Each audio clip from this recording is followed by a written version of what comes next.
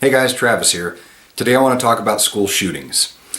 So I'm going to start by talking about the things I'm not going to discuss. I'm not going to talk politics. I'm not going to get into gun control for a couple of reasons. For one thing, nobody is going to give in on this subject. We're pretty divided politically in this country as it is, and some subjects are even worse than others, and this is one of those. I don't think that you're going to get Republicans to budge on gun control, and I don't think that Democrats are going to be very excited about the idea of arming teachers or something like that. So I think that we're really spinning our wheels if those are the kinds of discussions we focus on. And I can understand where people are coming from. I mean, you talk to Republicans and they're worried about the slippery slope of where gun control leads, and you talk to Democrats. I mean, I saw a story this week about I forget what state it was in, but there was a teacher who was also a reserve police officer. He was a math teacher, and this teacher was actually legally able to carry his gun to school into the classroom because he's also a reserve police officer or whatever. And this guy, who's a math teacher, took the gun out in class for some stupid reason. In fact, let me see if I can just find the story for you real quick here. But he took I don't have it handy. Well, regardless, he took the gun out in class, and based on what I read, I guess this knucklehead decided to start teaching some kind of self-defense course or something. I don't think that has anything to do with math. But he took his gun out and was trying to empty it, clear it, and he fired around into the ceiling. Thankfully, it wasn't pointed at anybody. But some fragmentation of the bullet or something in the ceiling fell down and hit a kid in the neck, didn't cause any serious injury. But stories like that, you can understand why Democrats wouldn't want, as they say, more guns in school. Like, you can understand at least the point. And those subjects really deserve their own discussion. Maybe in a different video I'll get into gun control. I realize that's an important topic, and maybe at some point I'll talk about it. I don't want to talk about that right now because that's all you've heard for the last couple of weeks. As I record this, we're 2 or 3 weeks past the shooting in Parkland, Florida, where 17 people were killed. And this one has stayed in the news cycle. Sometimes they do, sometimes they don't. This one has. And so I want to talk about actually solving problems. I'm a lot more interested in that than I am who's winning at politics. So I also want to say to begin with that I realize that school shootings aren't an epidemic. Mass shootings are not an epidemic. That's not my opinion. That's based on FBI statistics. I read an article over at NPR today. In fact, I've got that here for you real quick. Let's see. NPR said schools are safer today than they have been in previous decades, according to this professor of criminology at Northeastern University who studied mass murder since the 1980s.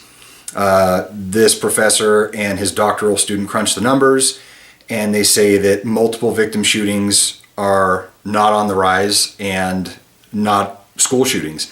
They say there's an average of about one a year in our country that has more than 100,000 schools. So I'm not giving you my opinion that school shootings aren't an epidemic. I'm just telling you what the facts are.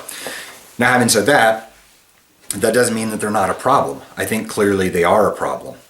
And so I think we need to talk about ways that can solve that problem that don't involve trying to get Democrats and Republicans in Washington to work together, because I think that's probably a bit of a long shot. So here's what I want to talk about first. I want to talk about making it harder and less possible for school shooters to do what they want to do. So these are ideas that I have discussed for years, going back to my radio show. This is nothing new that I'm saying, and it's certainly not only my idea, but I'm going to give you a couple of things to think about. So first of all, let's talk about just school construction. I don't know how it is in your community, but in my community, we have older schools and newer schools, and pretty much all of the older schools are built in fashion so that the hallways basically are outdoors. So you have, individual blocks of classrooms that are one solid building, but to go from this building to that building, you're not indoors, you're outdoors. You have those outdoor hallways. And the newer schools are kind of all enclosed. The hallways are all indoors. You can also think of it like shopping malls. We have a couple of shopping malls here in my community, and it's actually the reverse. The older shopping mall is all interior, so the whole time you're walking between stores, you're inside of a building. And the newer one we have is all exterior. You go from shop to shop through the open air parking lot. I like the open air concept for a couple of reasons. If you had a school shooter in one of these types of schools, they are, first of all, they're easily exposed to the line of sight of law enforcement.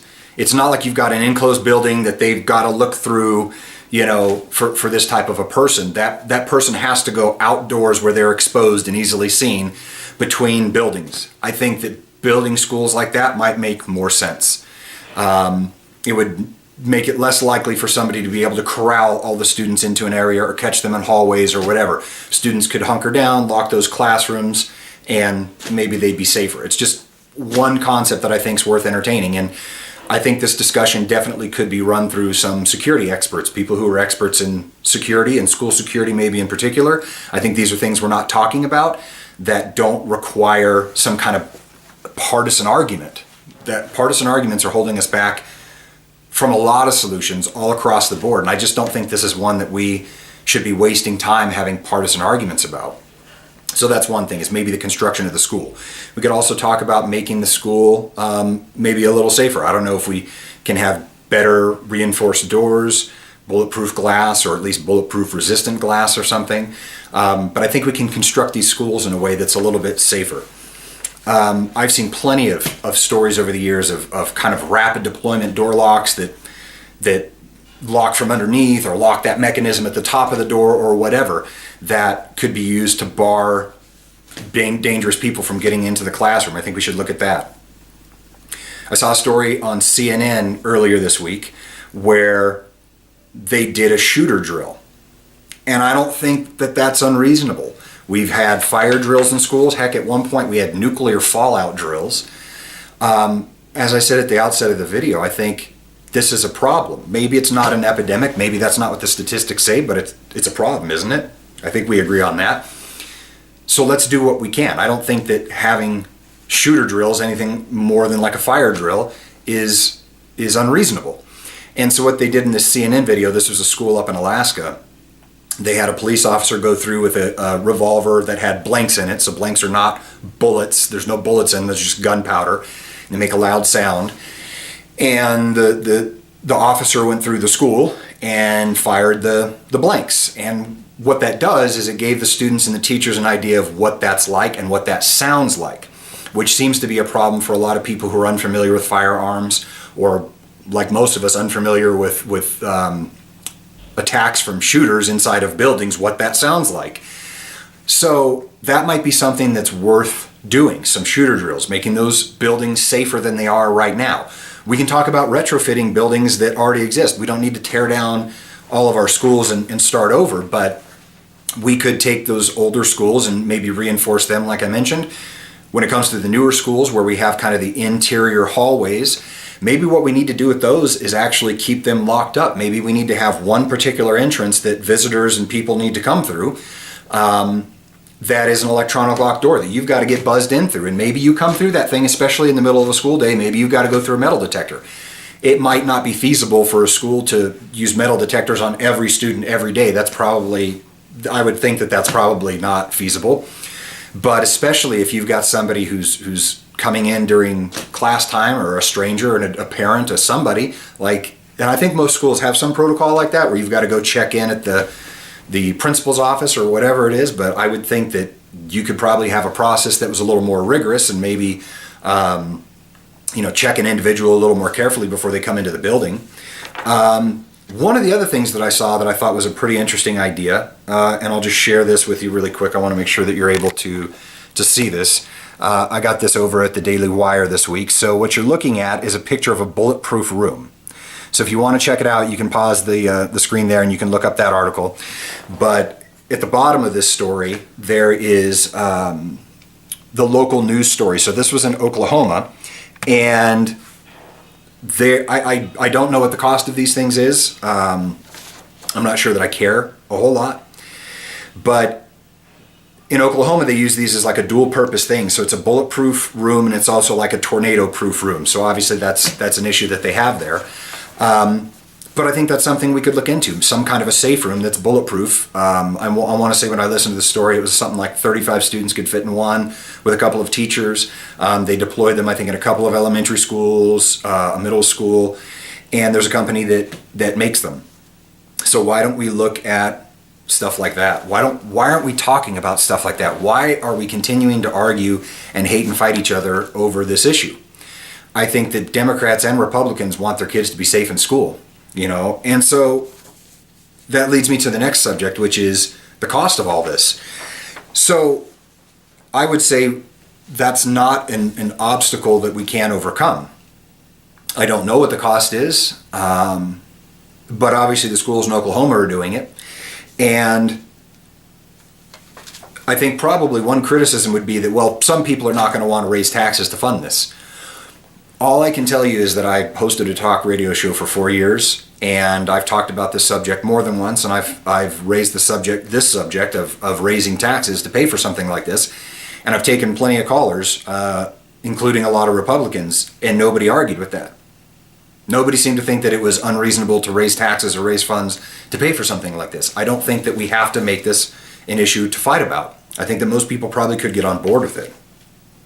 And that doesn't have to maybe even be the only solution. Somebody else out there might have better solutions on how to approach this or how to fund something like this. You could do fundraisers. You could probably create like a GoFundMe account that people in the community could donate to. You could probably find wealthy donors. When I stop and think about some of the things that the donations that go into schools, you get football fields and baseball fields and basketball courts, and we end up naming them after some prominent member of the community because that member of the community donated $1.5 million or whatever it is.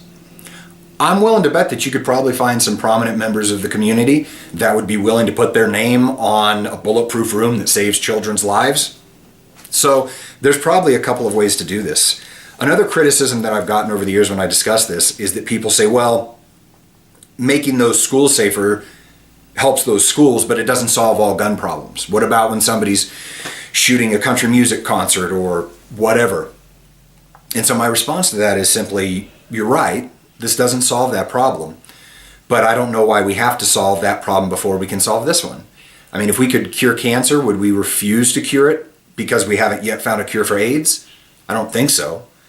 So maybe what I'm proposing doesn't solve all gun crime and all those problems, but why not solve this one if we can? Why not make it harder?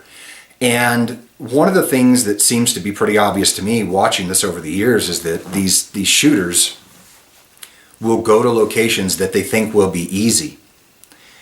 So if all of a sudden from state to state and coast to coast, it was a lot harder to go into schools and shoot our kids, maybe it would just stop happening because it wouldn't be so easy. So I just don't think it's something that we need to argue about. I think that we can fix this problem, at least this one. We can fix this one. Maybe we can't fix them all, and there's a place for debate about all kinds of public policy, and if you want to debate guns, that's a legitimate debate to have, and like I said, maybe at some point I'll probably weigh in on a video about that, but this isn't that time. It doesn't need to be that time. This is something that we can do without fighting and arguing. And one last thing that I want to leave you with on that as well is that this can be done at the local level. Most things related to schools are funded and run at the local level. This doesn't have to be run through Washington, D.C., where you've got Donald Trump and Harry Reid or whoever arguing over it.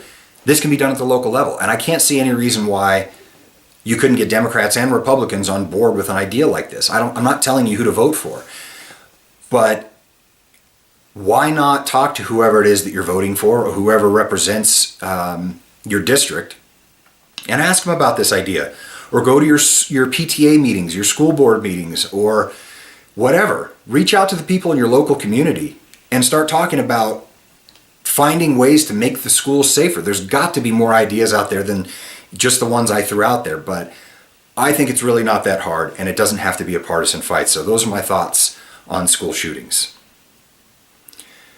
So if you like the video, please give it a thumbs up. Subscribe if you're interested in more thoughtful commentary like this. Also, you can find me on Facebook, Travis Talks, and on my website, travistalks.net. Thanks for listening. We'll talk again soon.